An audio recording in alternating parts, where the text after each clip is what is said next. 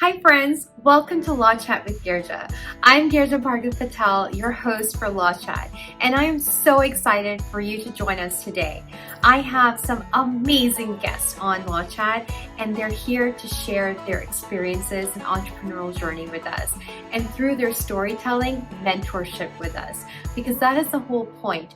We are all entrepreneurs and we're all on a journey, and learning from one another is the best way for us to move forward in our journey as well. And I have amazing guests who are so willing and ready to share their stories with us, their challenges and their victories and their achievements, and also their mindset. I just can't wait to share that with you, and I also just can't wait to have that conversation with them. It's such a privilege to have each and every one of them here with us today, and also it's such a privilege to have you listening in and tuning in.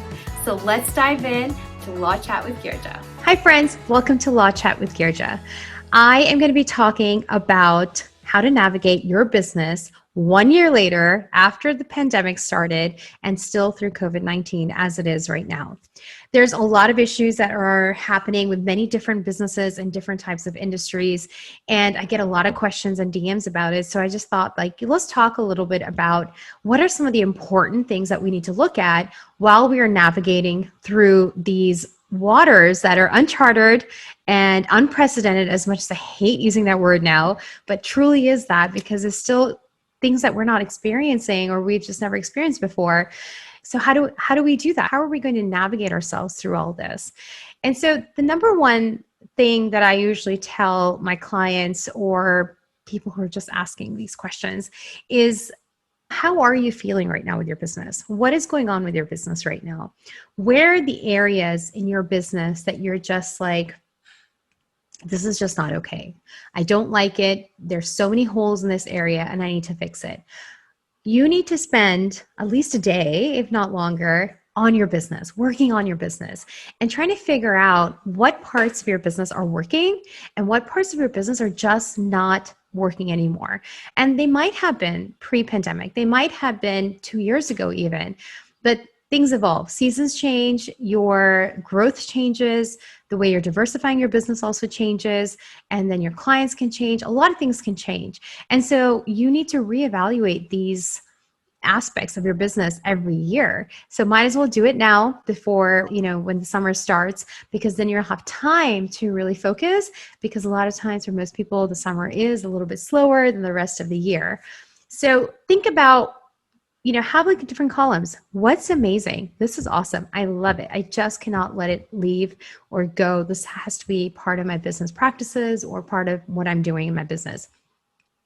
Have another column of, well, these things are not bad. They're not maybe the best, but I like them and I can maybe tweak them, or maybe I can fix it and make it better. And so have that column. And then the third column, have a column that's just like, absolutely no. This is not going to be in my business anymore. I just don't like it. It doesn't resonate with my business. It's not aligned with my business anymore. And this needs to go. So that way you have a clear vision of what you are wanting to do. So number one is really evaluating your business, just in a big picture, zooming yourself out and just looking at it in a big picture and seeing what's working, what's not working, and what can be fixed. And once you have that, you have an idea of what are the pain points in your business also. Pain points are the areas that keep creeping up and you keep putting in the back burner because you're like, okay, yeah, I'm going to fix that after this situation, or I'm going to come to that after this situation, or, oh my gosh, I don't even want to talk about it. It just freaks me out. It scares me. I can't talk about this. I don't want to do it. And you run away from it. And so at least when you're sitting and evaluating your business, you can actually see clearly those areas. Then you can also maybe question yourself and wonder, why haven't I done this yet? What is the reason behind my not doing this? Is it money? Is it fear? Or is it something else that is there that is stopping me from finding solutions or really leveling up my business? And so this little step is, I call it little, but it can take some time. It can take a day, it can take a little bit longer, but this really helps to really start the assessment part of your business, to analyze it and to see what's working and what's not working. And so, you would want to think about the different areas, not just how you're functioning. Of course, operations, and of course, client experiences, of course, employee, independent contractor experiences, so team building and team experiences, but then also other parts of the pipeline of your business, which includes maybe the manufacturing or maybe the distribution part of it. And so these are all areas that you want to sit down and think about all the business relationships. So then this takes me to number 2. So after you've done the overall big zoom out assessment of your business, start thinking about the different business relationships that you have. And it's not just the people that you are interacting with for transactional purposes in your business. It's not your manufacturer or your distributor or your employee or independent contractor or your client. It could also be, in general, your network. Look at your network. What is your network like? How has the network changed and how do you want it to be? Because I know for one thing for a fact is that networks banded together. Industries banded together, especially during the COVID time. There were a lot of them who banded together, came together, had conversations, the hard ones, the ones that were confusing also, or how do we deal with cancellations and rescheduling? How do we deal with chargebacks? How do we deal with PPP? How do we deal with these things? So having that solid network was really helpful. Supporting one another was really helpful. And so if you don't have one, I encourage you to go out and make friends, become friends with people, DM people that you follow, tell them why you like them, tell them what inspires you about them. And so connect with them, make these connections. Connections are hard. They don't come naturally to me also all the time. And sometimes you're really stepping out of your comfort zone.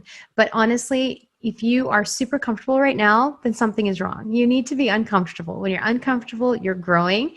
And sometimes discomfort will allow you also to see and expand your skill set. We are so gifted, and sometimes we don't even know it until we start tapping into it. So if you don't have one, I encourage you to reach out to somebody. DM me. I'll talk to you.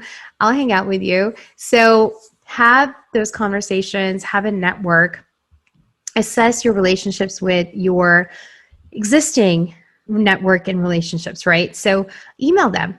Send an email out to your friends or your, manufacturers if you have them, or distributors, or your clients, or have conversations with them.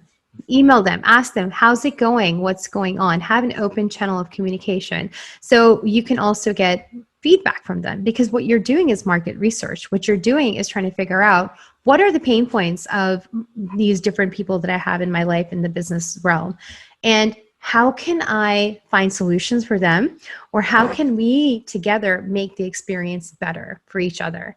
And I think there's so much power when we have open conversations like that, because we are working now together as a synergistic team rather than independent of each other and just hoping for the best and waiting and holding our breaths so that nothing goes wrong. Why hold the breath?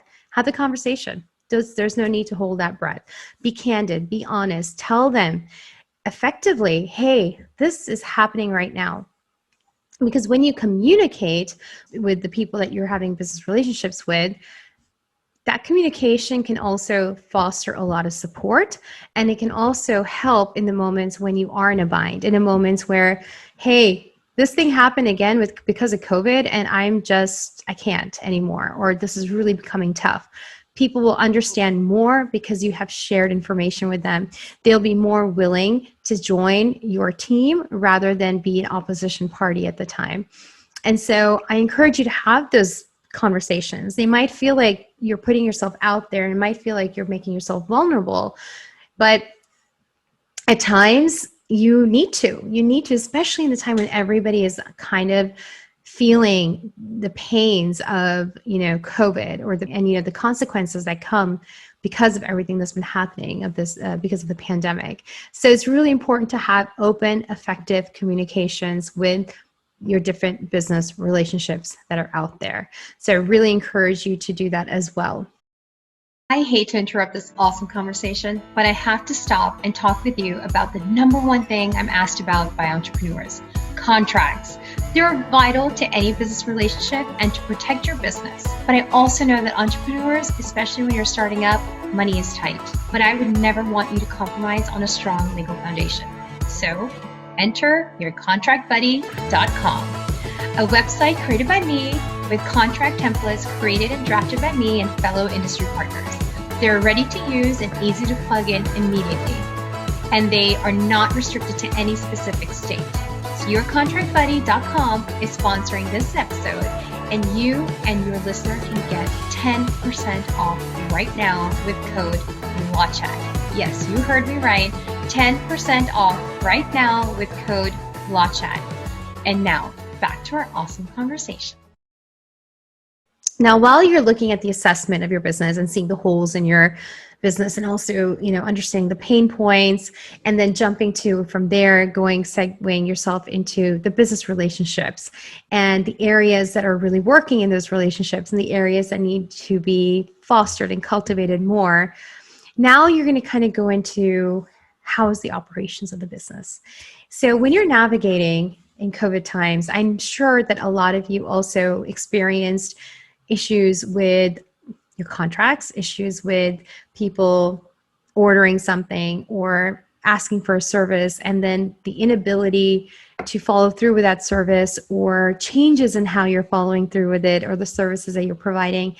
That has been different. Not everybody was able to comply with their contracts initially, especially.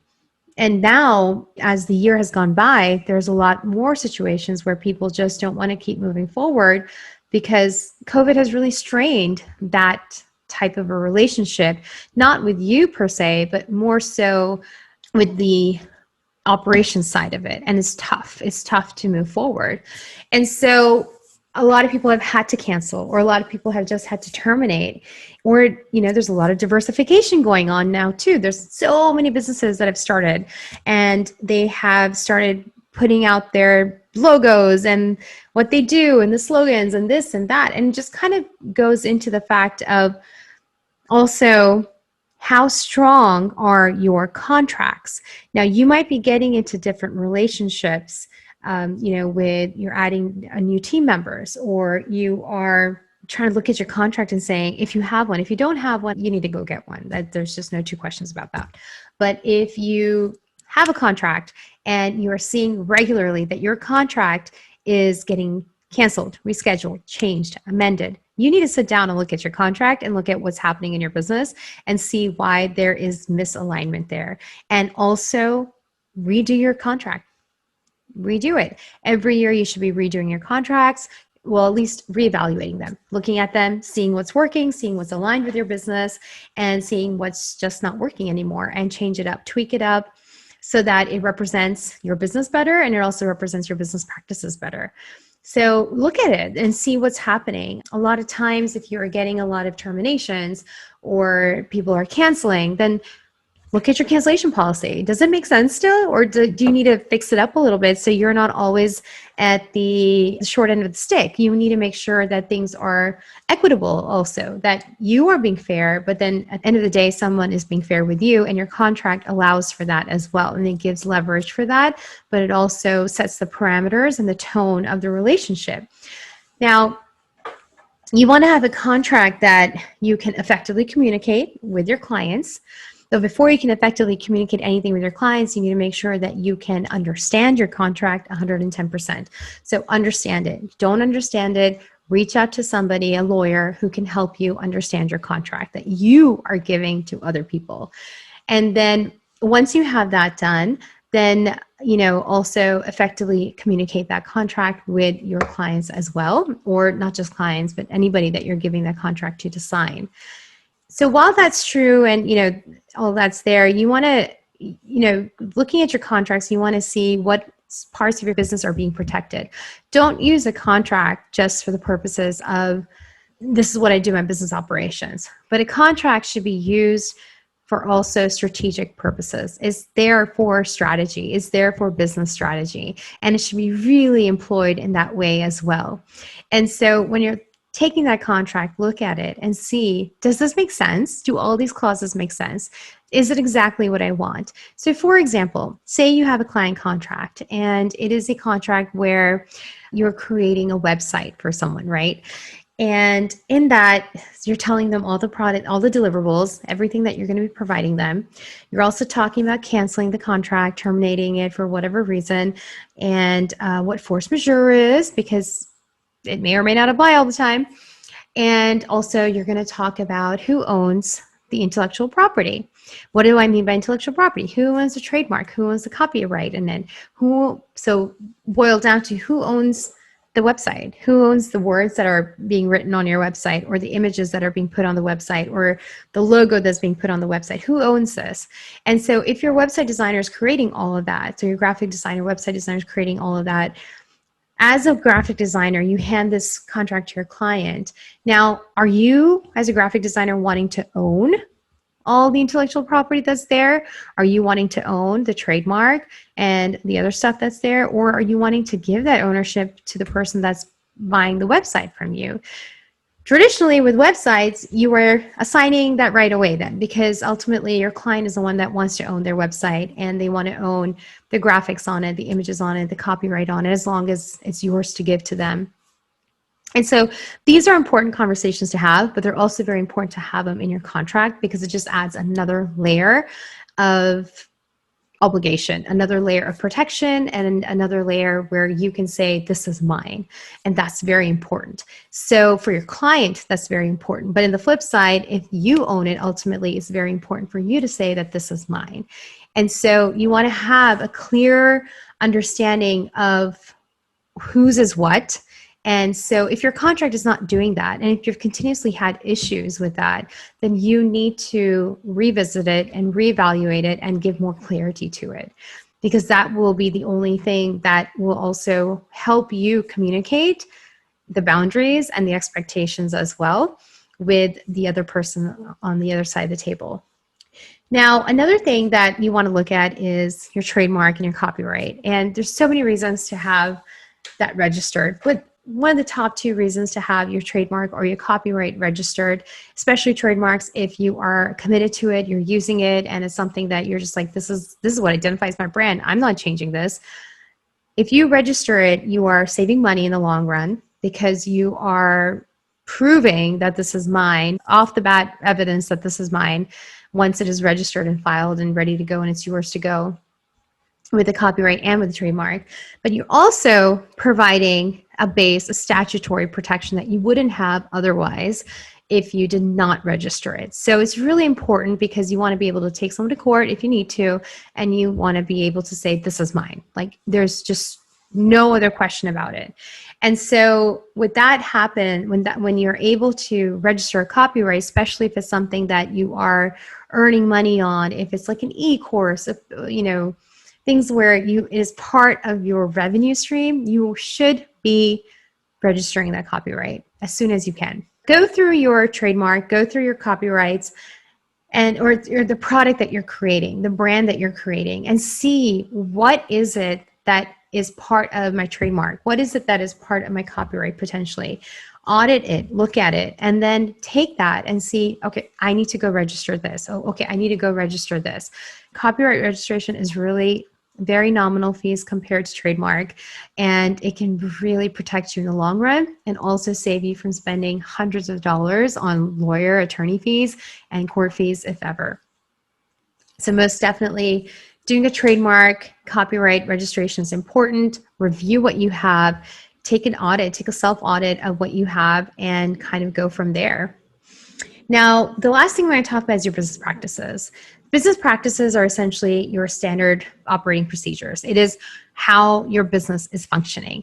And it's really important to have that. It's really important to have certain SOPs in your business, because if you have it, it not only streamlines your own business and it helps your team members to align with your business quickly, but it also sets a standard of how things are done. And so in the event something is happening internally or externally with your business and someone is questioning it, you're like, this is my standard operating procedure. This is what we do. This is our business practices. And it almost becomes easy evidence to put into court also when you're trying to prove something. And so having business practices, writing them down, having it written down in Google Docs or whatever, wherever it's easy access to you and it makes sense, And then also following it is very important, not just writing it and not following it. You need to write it and follow it also. And really like see where the funnels are, right? Create some funnels for yourself. Create your sales funnel. Create your onboarding a client funnel. Create your team funnels. Like, what is this person doing and how are they doing it? And what are the practices within these tasks that they have, or social media, how are you doing this? Or if somebody is purchasing something, how does a purchase order look? Like, what is the flow of that? Create those funnels for you. Now, this is not an easy task in the sense of time-wise, but it's something that can be done, and you just have to spend some time on it and get it done. And it is something that will be not only helpful to you in the long run for so many different reasons, but it'll also be really a strong support for your business as well in the event where you're like, hey, I need to go do this, but you have a team members who can look at your business practices, your SOPs, and kind of follow them and know where to go from there. And so, when COVID happens and how do we navigate ourselves through this, just kind of really evaluating how strong is your business, how healthy is your business. And there's so many different aspects that really play into that. And another big aspect is the financial aspect of it too. And so, last year, some of you might have experienced where you did feel a downturn in your business financially, but then you added some other aspects to your business and you diversified, and then you turned that tide. And so those are great ways to navigate yourself, is to kind of reflect, see what worked, see what didn't work, and see if it did work, why did it work? And that way you can really start implementing some changes and implementing some standards in your business. So I hope this was helpful. If you have any other questions, please DM me, email me. I'm also going to put in the 5-day legal challenge for you. It's a self-paced legal challenge, so you can do it at your own time, at your own place. And it's going to be videos coming into your inbox along with outlines and worksheets that will really help you assess the health of your business and also help you figure out what is working. So for the years to come, and as we're still trying to figure out COVID and go through the pandemic time, of how to really navigate in a way where it is healthy for our business and it's healthy for us also. So I will see you next Thursday, and thank you for joining Law Chat. Thank you so much for joining Law Chat with Girija. I love these kind of stories and conversations where we can be real, honest, and open, and having fun at the same time. I hope you are inspired and motivated to keep doing the amazing work you are doing. If this is something that gave you all those feels and then some, truly motivated and inspired for you, you can show your love in all or one of these ways. Be sure to give this video a thumbs up, subscribe, and share this video with your community and tell them about it, or share with somebody that can benefit from it. I look forward to seeing you next time on another episode of Law Chat, and until then, keep moving forward. Bye.